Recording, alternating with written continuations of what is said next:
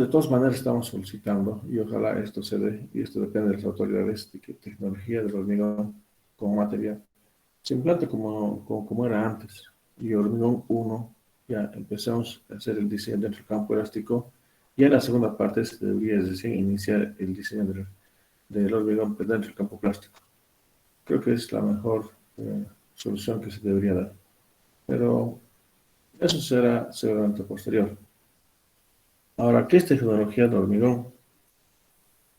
Ustedes saben de que el cemento, un material aglomerante que se ha implantado en nuestro medio, en todo el mundo, ha sido a finales del siglo XIX y a principios del siglo XX. El primer aglomerante natural que tenemos es la cal, pero la cal, el problema que se tiene con este material es de que sus procesos de fraguado es en horas y en días.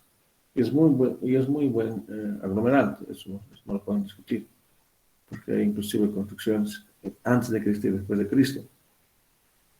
Pero con la implementación del cemento, que también es un aglomerante, se ha reducido el tiempo del fraguado. Entonces, ahí está el detalle.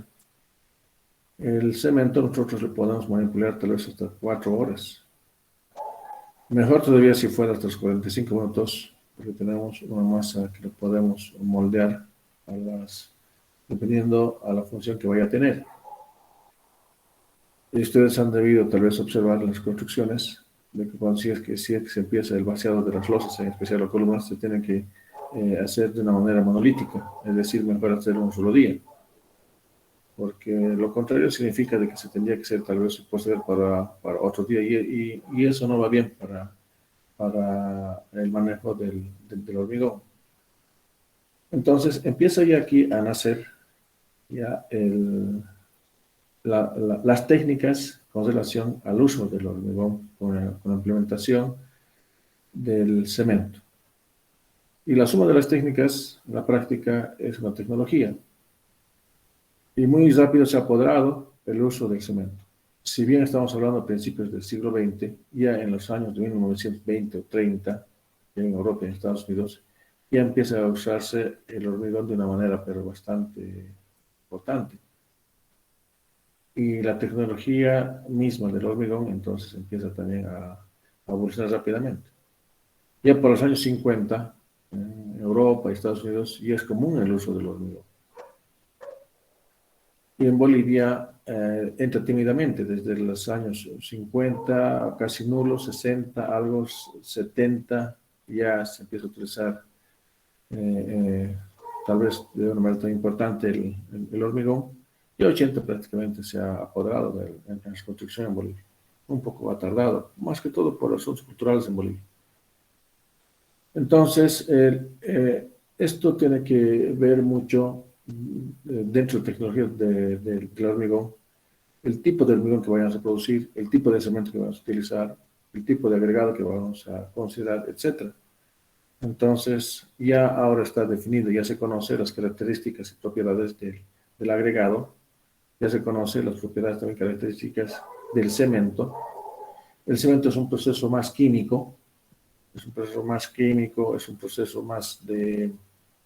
en este se tiene que ver mucho el control de calidad del proceso del cemento.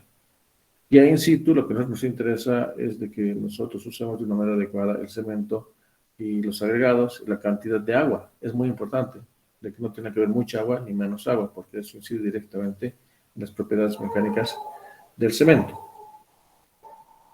Lógico, ustedes comprenderán de que si es que hay mucha agua, de que tampoco es, la masa del hormigón, entonces va a ser bastante fluida, y eso no ayuda a las propiedades físicas y mecánicas, no ayuda en nada, y tampoco la cantidad mínima de agua. Entonces, hay un primer reto, de que nosotros conozcamos una relación adecuada de la cantidad de cemento. Y ahora ustedes también saben de que se tienen diferentes tipos de cementos. Hay inclusive el cemento compactado, que es muy utilizado en los adoquines, que es muy utilizado también en las represas, y etcétera.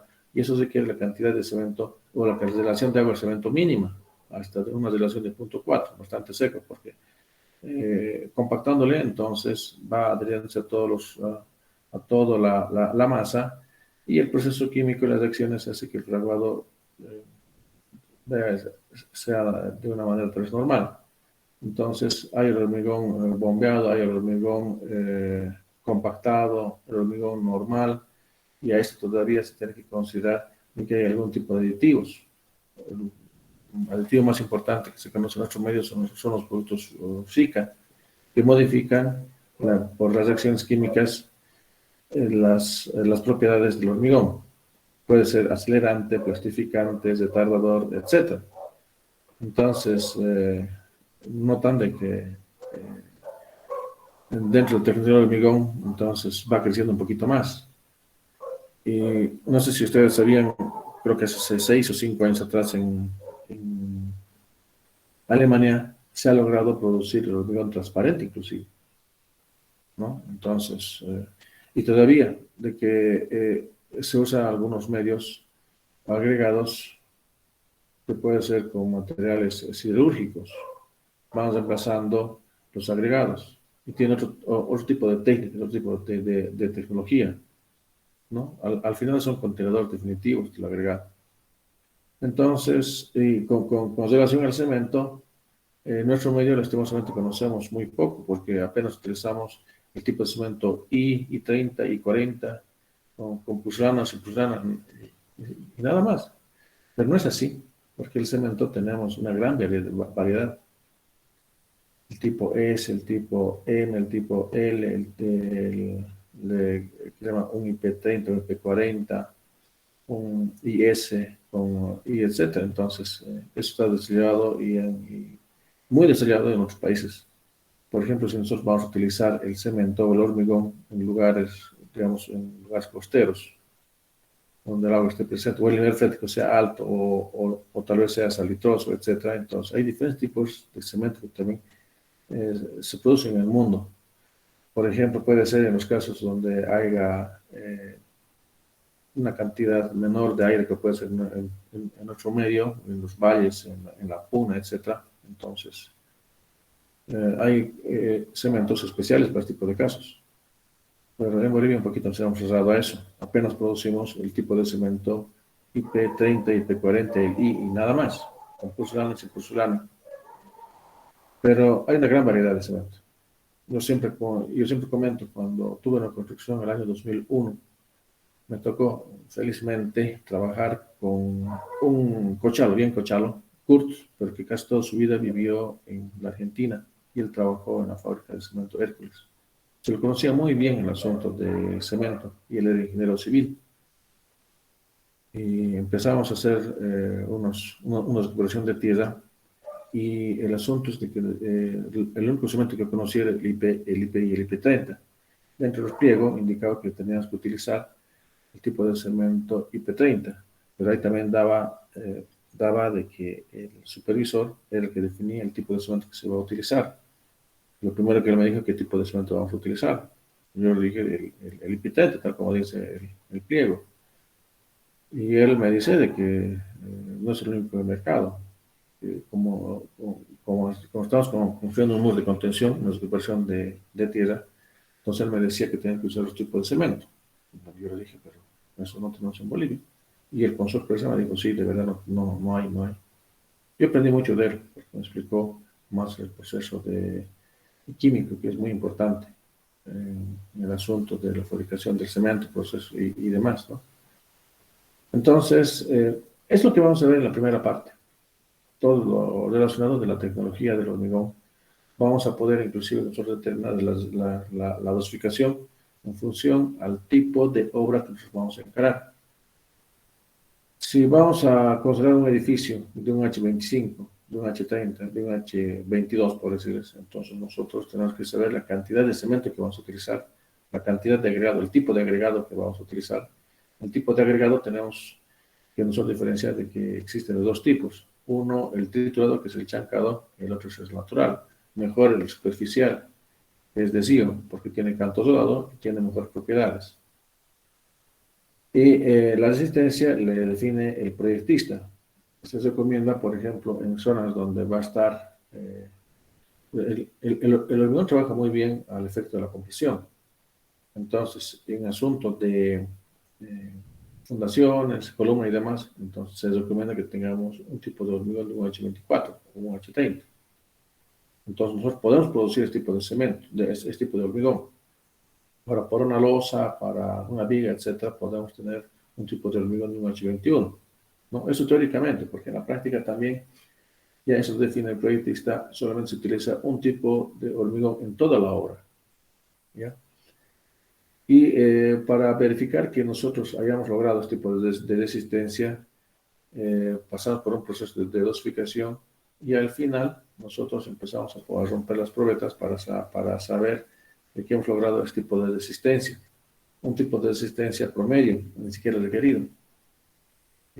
Ahí se acabó. Pero en todo su proceso, el ingeniero civil es el encargado y responsable de verificar el control de calidad, de que hayamos logrado la resistencia a la que se ha considerado y considerar todas las recomendaciones que se da para la producción de este tipo de hormigón. A la próxima semana yo les voy a presentar a los responsables de resistencia de materiales porque vamos a hacer laboratorio. Y creo que es bastante importante esta parte porque ustedes comprenderán de que ustedes van a producir un tipo de cemento, un tipo de hormigón, van a hacer la caracterización de los agregados y van a romper inclusive probetas en el laboratorio de estos materiales. Entonces, seguramente en las siguientes semanas se va a explicar inclusive la ponderación, el sistema de calificación y etcétera, pero vamos a tener y van ustedes a realizar los laboratorios. Para esto, ustedes van a tener que solamente coordinar con el auxiliar de test de materiales y listo. Ahora, en la segunda parte de la materia, lo que vamos a ver ya va a ser el diseño del hormigón, pero dentro del campo elástico. Todavía aquí se va a tener que aplicar la ley de Hooke, porque aquí va a ser el caso cuando haya fisura, ¿ya? Y cuando no haya fisura, ¿no? Pero no hay límite de rotura, que sería el campo plástico. Vamos a hacer el diseño con relación a todos los elementos, pero dentro del campo elástico, ¿ya? Y todavía esto ha sido utilizado muy utilizado este tipo de diseño desde los años 50. Se pensaba que después ya cuando ha habido un avance en la tecnología y es posible todavía diseñar dentro del campo plástico, se pensaba de que ya no era necesario el diseño dentro del campo elástico, pero no. Solamente para decirles de que si nosotros queremos producir un elemento de hormigón post-tensado, en la primera fase realizamos el diseño dentro del campo elástico, pero del hormigón. Y después empezamos a poner los torones y a tesarlo, y después empieza a funcionar como un elemento de tesado, una resistencia inclusive superior a los 305 kilogramos por metro cuadrado. Entonces, el diseño del campo elástico todavía se utiliza. ¿Por qué digo de que el campo elástico pensamos que ya no iba a estar en vigencia? Porque dentro del campo elástico lo que se representa son elementos bastante robustos. No muy recomendados, ¿no? Muy recomendados, porque si empezamos a hacer para una edificación, entonces van a ser bastante robustos. Dentro del campo plástico, entonces estos son más esbeltos. Pero si hablamos para algunos elementos especiales, por ejemplo, puede ser para elementos postensados, entonces es mejor que nosotros diseñemos todavía sin ningún tipo de refuerzo. Y tampoco se tienen unos elementos robustos. Se tiene en función y está en el perfil de viga, porque esto tiene que cumplir unas solicitaciones especiales. Se da una catenaria o una ecuación para el armado de fuerza de acero, que seguramente eso lo van a ver ya cuando vean hormigón, creo que es hormigón esforzado, ¿no? La materia. Entonces eso lo van a ver. Entonces todavía se puede hacer el diseño para este tipo de casos. Y es necesario también conocer el tipo de diseño dentro del campo elástico. De esto, de a poco vamos a poner el tipo de refuerzo, los refuerzos de acero. Un refuerzo de acero para la línea de tracción, que es lo más común, pero también dentro de la línea de compresión, ¿no? Si estamos haciendo el diseño dentro del campo elástico, lo primero que tenemos que prever, primero es de que trabajar en dos fases. Uno, cuando no hay ningún tipo de fisura, que puede ser, y otro cuando hay el tipo de fisura. Y si hay el tipo de fisura, tampoco nos tendría que asustar, porque hay fisuras permisibles. En este caso, si hubiera algún tipo de fisura, se estuviera trabajando y el refuerzo de acero. Si no hubiera ningún tipo de refuerzo de acero, entonces es peligroso. Y la fisura sí que se presentaría en la parte inferior y en la parte superior, eso sí que es peligroso, porque nosotros tenemos que controlar la falla frágil. ¿Y qué es la falla frágil? De que es cuando el hormigón falla pero repentinamente. Y saben que cuando el hormigón falla es un milisegundo, falla, colapsa y es bastante peligroso. Mientras la falla fuera dúctil, es una capacidad de falla donde resiste el refuerzo de acero, entonces nos da todavía una holgura para que tal vez desalojemos el ambiente, ¿ya? Desalojemos el ambiente y después se produzca la falla dúctil, porque el refuerzo de acero empieza a fallar en este caso. Eso también es ya casi en la parte final de la materia. Y esto se lo va a ver ampliamente ya en la materia de hormigón 2. Entonces, eso, eso lo vamos a ver en detalle, ¿ya? Bueno, como es la primera clase, solamente se da un pantallazo, tal vez de una manera bastante general, ¿ya? Pero en la clase del día de miércoles que nos corresponde, entonces vamos a empezar a notar las ponderaciones, la bibliografía que les voy a dar, inclusive va a ser digital, la voy a colgar en el Classroom, y etcétera.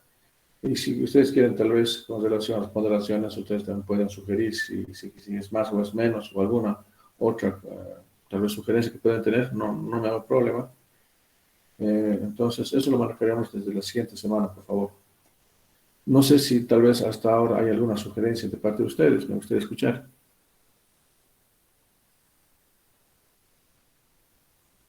O alguna, Inge, a ver, yo tengo una duda.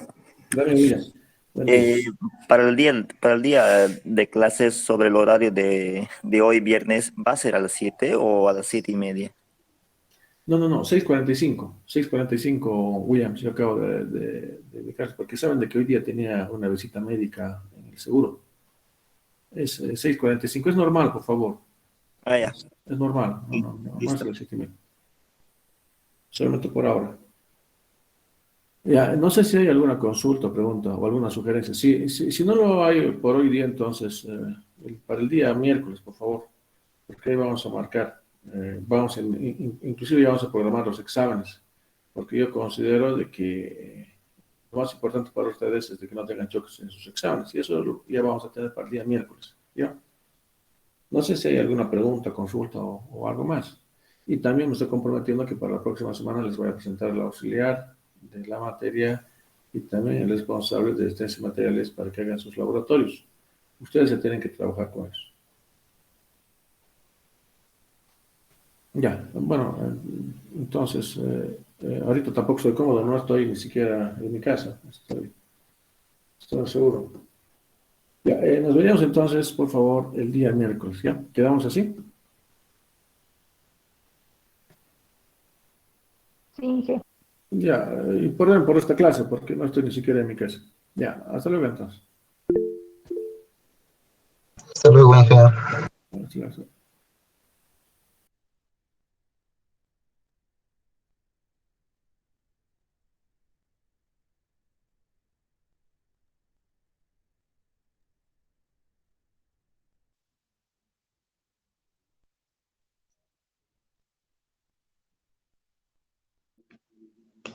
Ya, gracias por compartir, hija. Nos vemos.